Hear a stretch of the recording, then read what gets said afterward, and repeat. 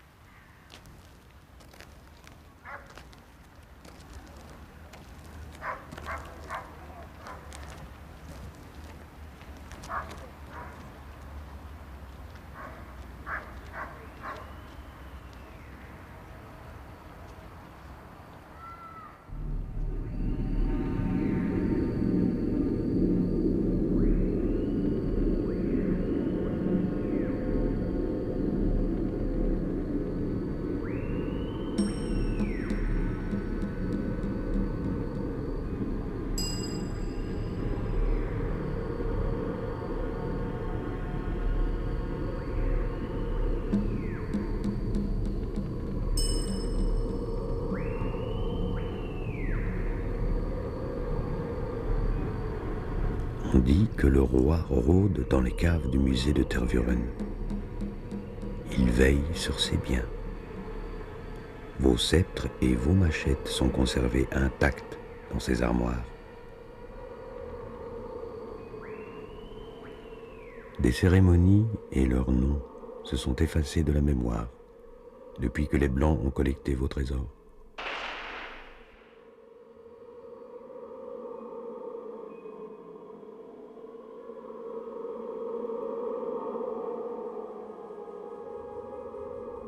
Là-bas, dans les villages au Congo, vos compagnons ont perdu leurs traces.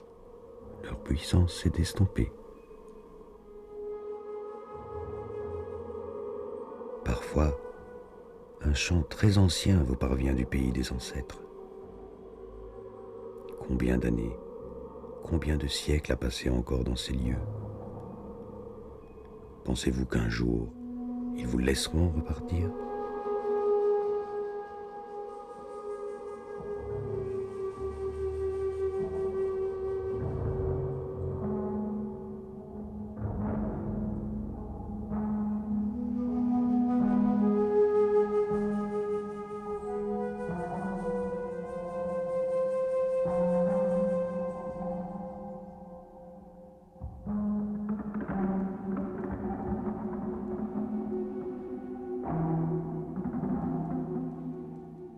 Me trouver dans ce bureau me laisse une impression étrange, bizarre, de penser que jusque dans les années 50, certains de mes compatriotes ont travaillé au musée de Tervuren et leur travail consistait à étiqueter, mesurer, classer les objets de culte.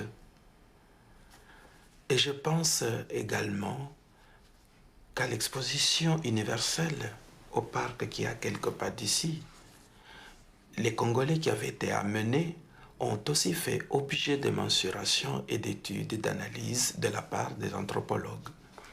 Je lis le texte du docteur Victor Jacques qui a fait passer en revue chaque individu du contingent et qui note ces mesures assez particulières. Ce 12 juillet, j'ai examiné dans mon bureau un échantillonnage de femmes bangala. Sur les 21 femmes de la série, 4 ont moins de 18 ans. Je ne les compte pas. Elles n'ont pas d'enfants et affirment n'avoir pas eu d'avortement. Restent donc 17 femmes âgées de 18 à 24 ans. 8 d'entre elles ont un enfant.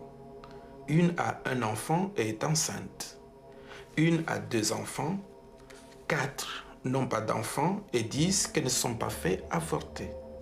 Et enfin, 3 autres avouent avoir eu une ou plusieurs fausses couches. De plus, 3 de celles qui ont eu un enfant avouent également s'être fait avorter. Cette petite statistique sur l'avortement donne un aperçu de cette pratique qui, chez les nègres, n'est nullement réprouvée par la morale.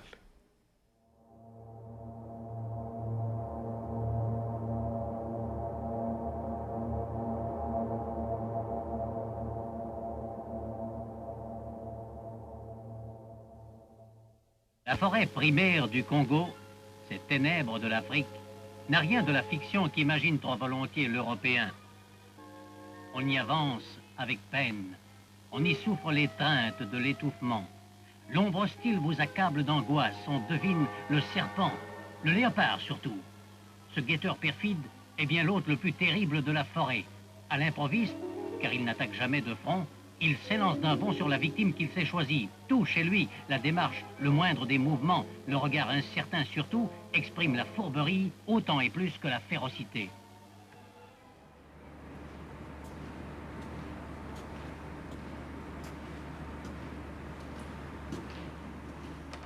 J'ai nettement l'impression que cette image de la sauvagerie, de la cruauté nous poursuit encore jusqu'à l'époque récente.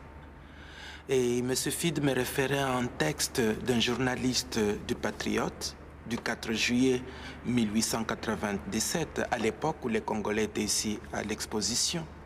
Ce qu'il dit est très significatif. Je regardais ces nègres. Je dois avouer qu'ils sont affreux. Ce n'est pas leur faute. Il ne faut pas leur en vouloir, pas plus qu'on ne reproche au crapaud ou à l'araignée d'être répugnants. Ces têtes carnassières, qui sont cependant des têtes humaines, semblent n'être que des mufles et des gueules servies par des yeux faits pour guetter la proie et des nez faits pour la flairer. Impossible de se trouver face à face avec ces fils monstrueux de l'Afrique équatoriale, sans penser au siècle d'inconjoncturable hérédité sauvage dont ils sont les produits et aux prodiges qu'il faudrait déployer pour transformer en hommes ces lointains descendants de fauves.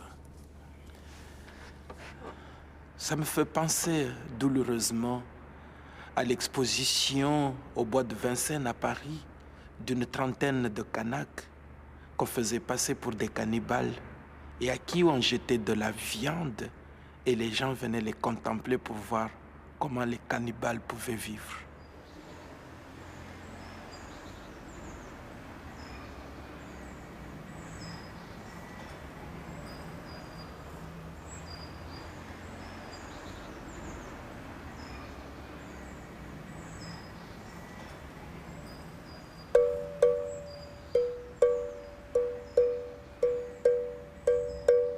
Yo, il me voit que nous mona, Pemba, Zao, Mibang,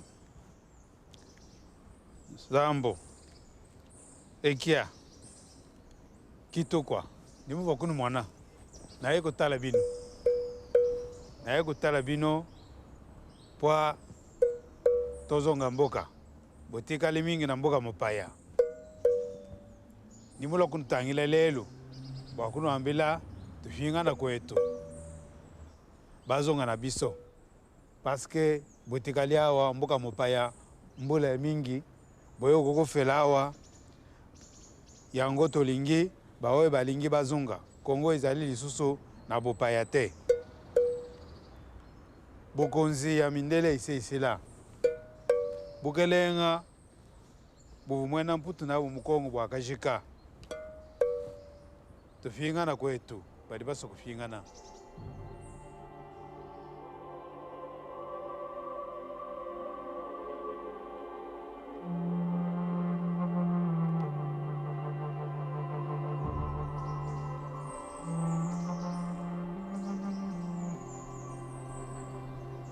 Dans cet été pourri de 1897, au 40e jour de la représentation, le froid vous gagne jusqu'à l'engourdissement. Vous attrapez la grippe et les pneumonies, inconnues au Congo. Alors vous rentrez dans vos cases. Mais le public, 1 million de visiteurs, crie « On est venu pour voir les nègres, faites-les sortir !» Parfois, on vous sourit, on vous tend la pièce, si vous acceptez de sortir de l'enclos pour montrer vos tatouages. D'autres, plus méfiants, lancent dans une langue inconnue « N'approchez pas, ils sont la petite vérole !» L'idée du retour devient alors une obsession.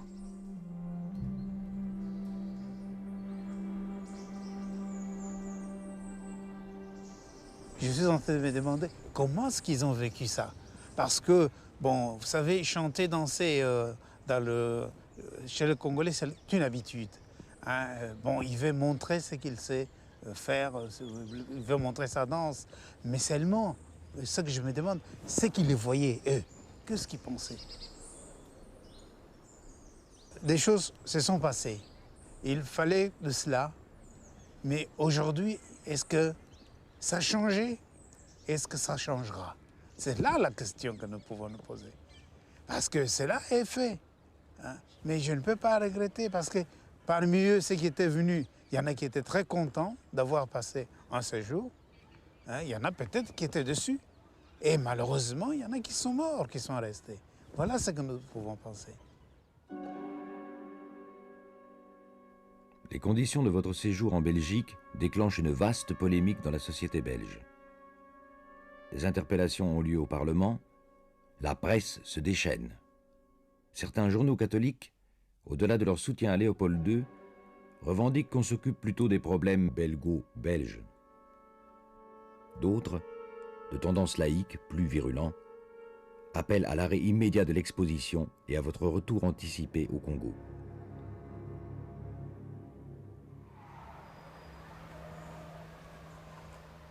Le 13 août, Het laatste nieuws, titre. Décidément, notre climat est fatal aux Congolais. Hier soir est mort un pauvre noir de la musique. Ils sont presque tous malades. Le campement congolais risque de se transformer en morgue.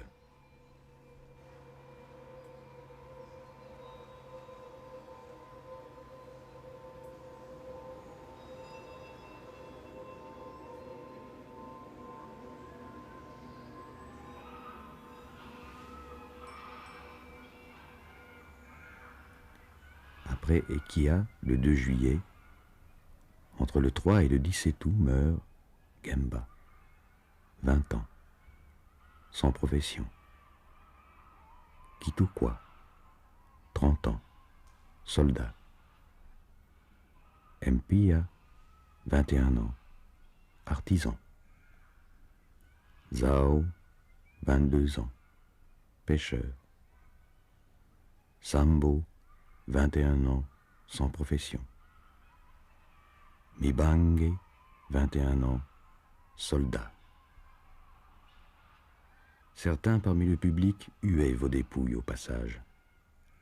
On vous a jeté dans la fosse commune des prostituées et des malades mentaux.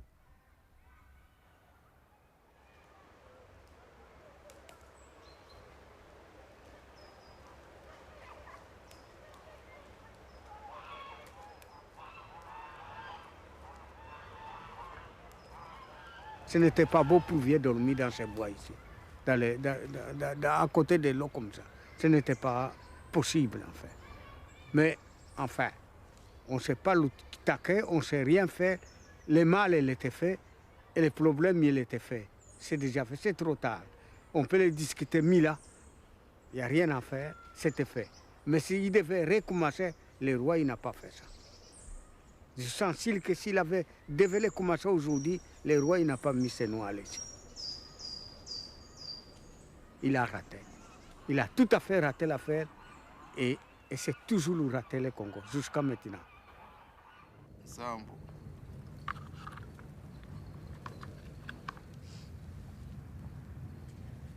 Zao zale kuzila pa okenda mbuka.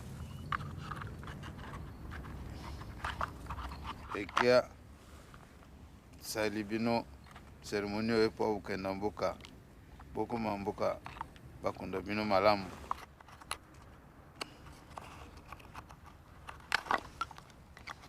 kituka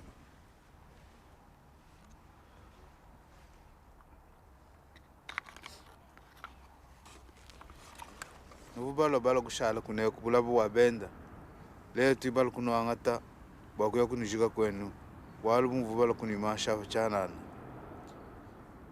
yangu wana tukamata mabele oyo oyekenda ukunda kuna tosumbi yango bakulumbuka bakulu yolokote tunakamata ulongo hiyo yenye tumenunula kwa kwenda kupeleka kule kumkini, wenyewe kule batamisaidia vile vile. Muliongojea sana nubala kushala kuneku mbimpa niyo kwenu niyo kushikibwa bano kitile byakana kiwalu kutibala kumwabeo mbakuno angata kuya nenu.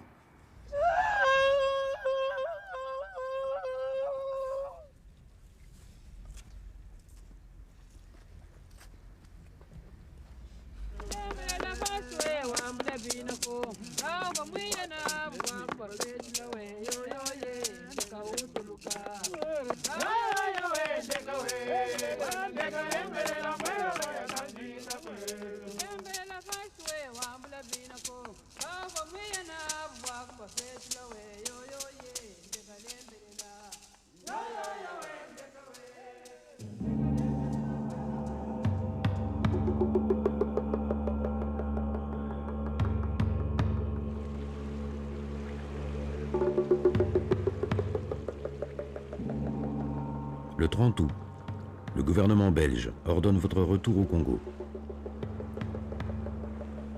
Pendant la traversée, exténué, vous avez accusé le capitaine de ne pas tenir le cap. Craignant le naufrage, vous l'avez menacé de mutinerie. Puis, le 26 septembre, enfin, les rives de Boma. La délivrance. Vos mains se tiennent les unes aux autres. Vous n'oubliez pas votre malle qui contient les cadeaux offerts par la Belgique. Une cravate, des boutons, des mouchoirs de poche, un manteau, un rabot, 12 hameçons, une montre, un entonnoir, une serrure de porte, des vis, une pipe, un parapluie.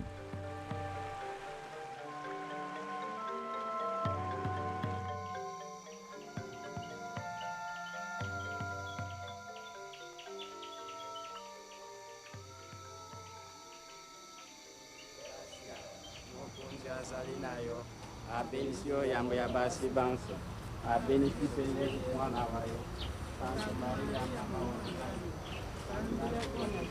yamba ye Kristo o isingo ya siku yamba ye lelo tukubondila yo Yesu nzambini tukubondila yo koya banuyo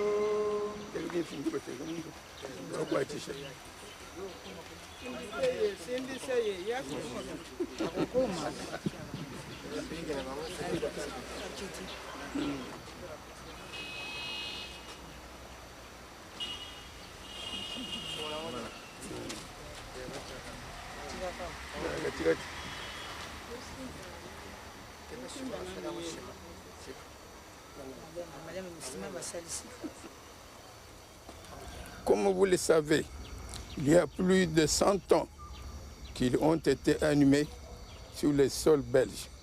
Aujourd'hui, ils ont retrouvé la terre de leurs ancêtres et nous leur souhaitons qu'elle soit douce et légère.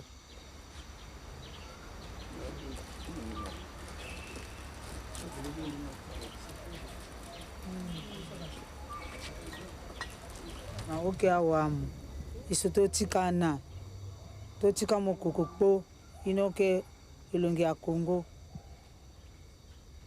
totika tokia lotomo a ekolo Yesu.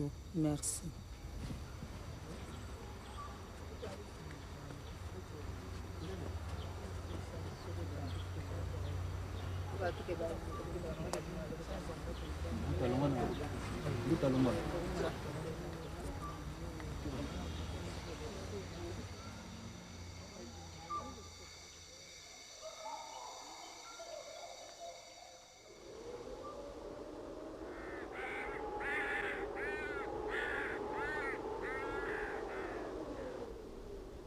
Ici, en Belgique, rien à signaler.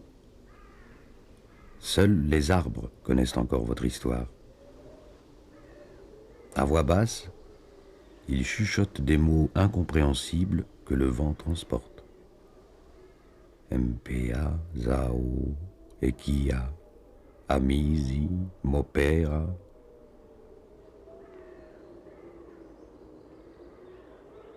En 1950, 7 tombes commémoratives vous sont consacrées.